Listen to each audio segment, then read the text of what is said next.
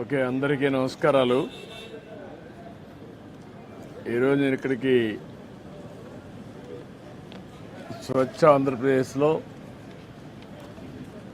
కార్యక్రమాలు చేపట్టడానికి ఇక్కడికి వచ్చాను. వచ్చినప్పుడు మీరే చూశారు, ఇక్కడే 4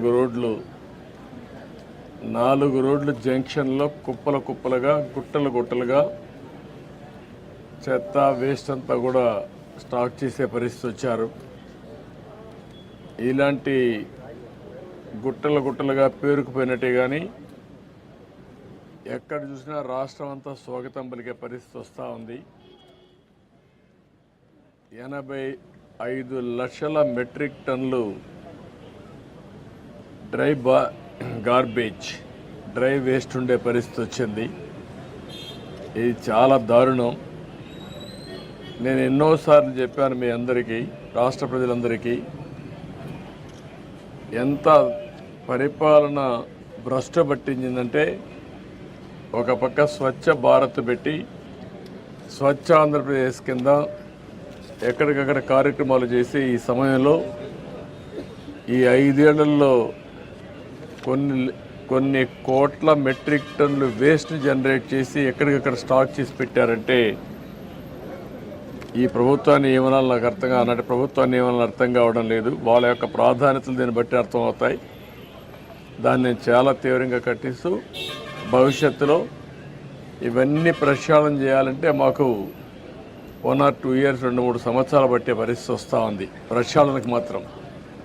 అక్కడి నుంచి భవిష్యత్తు కార్యక్రమాలు అయితే ఇంకా సమయం తీసుకునే పరిస్థితి వస్తుంది. అంత భ్రష్టు పట్టించారు. ఏదేమైనా వ్యవస్థలన్నీ కూడా స్ట్రీమ్లైన్ చేస్తాం.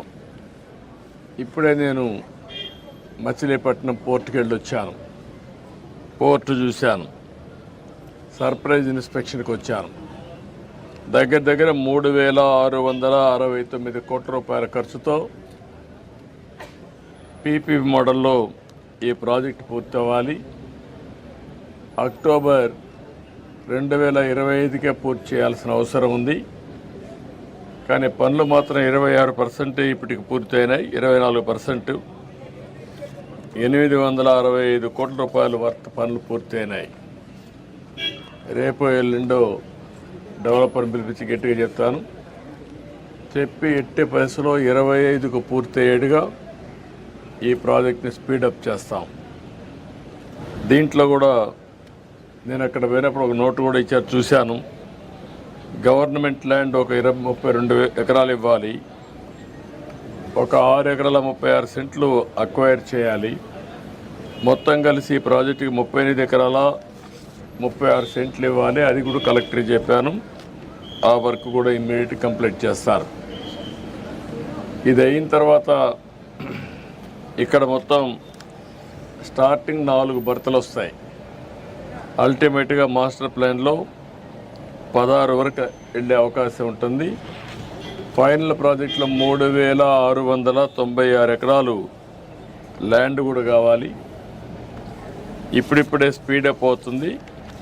దీన్ని పూర్తిగా ఇంకా స్పీడప్ చేసి మళ్ళీ ఈ ప్రాజెక్టు పూర్తయితే మచిలీపట్నానికి ఒక అభివృద్ధికి దోహదం చేసే అవకాశం వస్తుంది. రెండోది కూడా ఇది రాజధాని పోర్ట్. ఇది అమరావతికి దగ్గరుండే పోర్టు. ఒక 45 నిమిషాలు, 1 గంటలో ఇక్కడికి వచ్చే అవకాశం ఉంటుంది. కాబట్టి ఈ పోర్ట్ని అన్ని విధాలు అభివృద్ధి చేసుకుంటే ఈ ప్రాంత ప్రజలకే కాకుండా రాజధానికి కూడా ఎంతో ఉపయోగపడే పరిస్థితి వస్తుంది. దానికి కూడా స్ట్రీమ్ లైన్ చేస్తాం. ఎక్స్టర్నల్ రోడ్స్ కానీ, అదే మరి ఇక్కడ కావాల్సినటువంటి పోలీస్ ట్రైనింగ్ సెంటర్లో స్ట్రీమ్ లైన్ చేయడం కానీ, వాటర్ సప్లై కానీ, ఇవన్నీ కూడా కొన్ని పెండింగ్ ఉన్నాయి. రెండోది ఇసుక కూడా కొరత ఉందని చెప్పారు. అవి కూడా ఇప్పుడు నేను కలెక్టర్ గారికి ఆదేశాలు ఇస్తున్నా. ఈ ప్రాజెక్టుకి ఫాస్ట్ ట్రాక్లో రా మెటీరియల్ కానీ, లేకుంటే వాళ్ళకి కావలసినటువంటి సదుపాయాలు కానీ అన్నీ కూడా పూర్తి చేసి దీన్ని అనుకున్న టైంలో పూర్తి చేయడం ఒక బాధ్యతగా పెట్టుకుంటున్నాం. అది కూడా పూర్తి చేస్తాం. ఈ ప్రాజెక్టును పూర్తి చేయడమే కాకుండా ఈ ప్రాంతంలో పరిశ్రమలకు కూడా మనం నాంది పెరిగితే ఎక్స్పోర్ట్ చేయడానికి వస్తుంది. కంటైనర్ పోర్టు కింద దీన్ని అభివృద్ధి చేయగలిగితే నాగ్పూర్ నుంచి కానీ, తెలంగాణ నుంచి కానీ తెలంగాణ నుంచి అయితే డ్రై పోర్ట్ కింద దీన్ని ఇంటిగ్రేట్ చేసే అవకాశాలు ఉంటాయి. వేరియస్ ఆపర్చునిటీస్ ఉన్నాయి. మన రాష్ట్రంలో కాకుండా నైబరింగ్ రాష్ట్రంలో ఏవైతే ల్యాండ్ ఉండే రాష్ట్రాలు ఉన్నాయో అవన్నీ కూడా చేసుకుంటాం. అల్టిమేట్గా ఈ పోర్ట్ని ఒక మంచి పోర్ట్గా అభివృద్ధి చేయాలని చెప్పి అనుకుంటున్నాం. అది కూడా చేస్తాం. అదే మరి సిటీకి నేను ఇంత మునిపే చెప్పాను, ఆ పనులన్నిటి కమిట్మెంట్ ఉంది, తప్పకుండా చేస్తాం. ఇది బ్రీఫ్గా ఈ పోర్ట్ గురించి ఎక్కువ ఎంఫసైజ్ చేయాలనే ఉద్దేశంతోనే మళ్ళీ ఒకసారి మిమ్మల్ని రమ్మన్నాను. మీరు రాలేకపోయారు. దీనికి ఎన్నో ఉద్యమాలు చేశారు, సంవత్సరాల కొద్ది ఉద్యమాలు చేశారు. దగ్గర 2 ఏళ్ళు 3 ఏళ్ళు ఉద్యమాలు చేస్తే ఆ రోజు పోర్ట్ని నేను ప్రారంభించిన పోర్ట్ని మళ్ళా మార్చారు. అయినా ఇప్పుడు మళ్ళీ దీన్ని డిస్టర్బ్ చేయడం నాకు ఇష్టం లేదు. అది విధ్వంసం అవుతుంది. ఆ రోజు చేసిన విధ్వంసం మళ్ళీ ఇంకొకసారి పునరావృతం కావడానికి వీలు లేదు. ఎట్టి పరిస్థితి దీన్ని పూర్తి చేస్తాం. కంటిన్యూ ఈ ప్రాజెక్ట్ పూర్తవుతుంది. పీపీపీ ఇది P4 అది కూడా వర్కౌట్ చేస్తున్న ఆ ఊరిని ఇప్పుడు టేకప్ చేస్తాం. ఫస్ట్ ఫేజ్లో ఆ ఊరిని టేకప్ చేసి మళ్ళీ రాష్ట్రం అంతా కూడా చేస్తాం. జనవరికి దీనికి లాంచ్ చేస్తాం ప్రోగ్రామ్ని. ప్రూఫ్ ఆఫ్ కాన్సెప్ట్ కింద నిమ్మకూరు ఫస్ట్ ప్రాజెక్ట్ కింద స్టార్ట్ చేస్తాం. ఇప్పుడు 4 బర్తులు ఉంది, అవే కంటిన్యూ అవుతాయి. ఏదైతే ఎస్టిమేట్స్ కూడా ఉన్నాయి, ఇప్పుడు పెంచాల్సిన అవసరం లేదని నా అభిప్రాయం. ఎనివే నేను రివ్యూ చేస్తాను. పోర్టుకు అనుసంధానంగా పరిశ్రమలు రావాలి, ఏమేమి రాగలుగుతాయని చూస్తాం. ఇప్పుడే బీపీసీఎల్ కూడా ప్రపోజల్స్ పెట్టాం. వాళ్ళు కూడా రిపోర్ట్ ఇవ్వాలి. ఆ రిపోర్ట్ వస్తే ఒక క్లారిటీ వస్తుంది.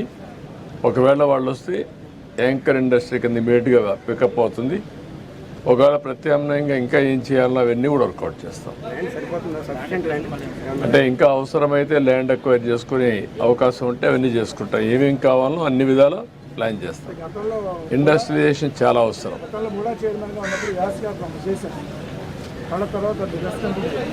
అందుకని ఇప్పుడు ఏంటంటే మెయిన్గా ముందు పోర్ట్ వస్తే చాలా ఇదవుతుంది. ఇప్పుడే మీరు చూసారు నేషనల్ హైవే వచ్చింది, దానివల్ల ఈజీ అయింది. రేపల్లె వరకు రైల్వే లైన్ కూడా వస్తే కనెక్టివిటీ ఈజీ అవుతుంది. ఈ విధంగా అన్నీ కూడా మచిలీపట్నాన్ని కనెక్ట్ చేస్తూ మనం ఇవన్నీ కూడా చేయాల్సిన అవసరం ఉంది. 6 లేన్ అవసరమైతే ఇంకన్నీ 6 కాకపోతే 8 కూడా అవుతుంది. రేపు పోర్ట్ ఇవన్నీ బాగా వస్తే ఆటోమేటిక్గా వచ్చేస్తాయి.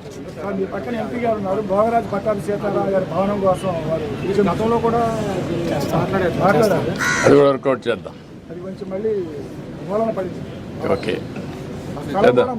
ఒకసారి తీసుకుని వీళ్ళు వైఎస్ఆర్సీపీ వాళ్ళు ఇక్కడ మన కోర్టు పోలీసు ల్యాండ్ ఒకటి తీసుకుని ఇది కట్టేశారు సార్ వాళ్ళ ఆఫీసు.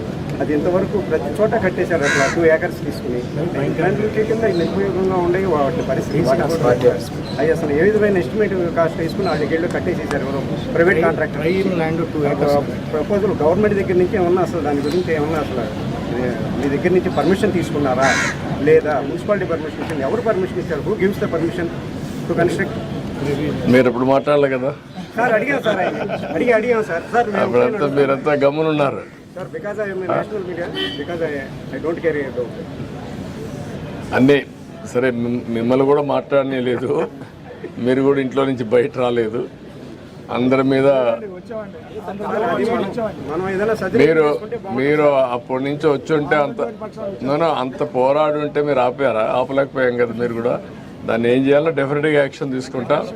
ఏమ్మా కాదు, దీనికోసం కాదు. ఆ రోజు అందరం పోరాడాం, మీరు పోరాడారు, మేము కూడా పోరాడాం. అదే అన్నీ పోరాడాం. తప్పకుండా అది కూడా నేను ఓపెన్ మైండ్తో ఉన్నాను. నేను తెప్పిస్తాను, ఇన్ఫర్మేషన్ తెప్పిస్తాను. ఆ బిల్డింగ్స్ ఎట్లా కట్టారు అవన్నీ కూడా తెప్పించి ఏం చేయాలి డెఫినెట్గా. నేను మీరు చెప్పింది నాకు అర్థమైంది. ఇది ప్రజల ఆస్తుల్ని ఇష్టానుసారంగా దోచే పరిస్థితికి వచ్చారు, కరెక్ట్ కాదు. ఏం చేయాలి నేను చేస్తాను. దీనికి నేను చెప్పాను చాలా one of the best college ఇది కాపాడుకోవాలి. ఇది తక్షణమే నేషనలైజ్ చేస్తాం. రాష్ట్ర ప్రభుత్వం తీసుకొని దీన్ని ఏ విధంగా ముందు తీసుకుపోవాలో తీసుకెళ్తాం. నేషనలైజ్ కూడా కాదు, ప్రైవేట్ కాలేజీ కూడా కాదు. ఇది గవర్నమెంట్ సొత్తే. ఇది ఎండోమెంట్లో ఉంది. మళ్ళా స్టేట్ తీసుకుంటాం, మొత్తం డెవలప్ చేస్తాం. ఏవైతే బినామీ ఉన్నారో అందరిని కూడా తీసేస్తాం, ప్రక్షాళన చేస్తాం, మళ్ళీ పూర్వ వైభవం తేవడానికి గుర్తుండే విధంగా దీన్ని డెవలప్ చేస్తాం. ఓకే, ఎండోమెంట్ కాబట్టి తీసేసుకుంటాం, ఇమీడియట్ తీసేసుకుంటాం. Thank you.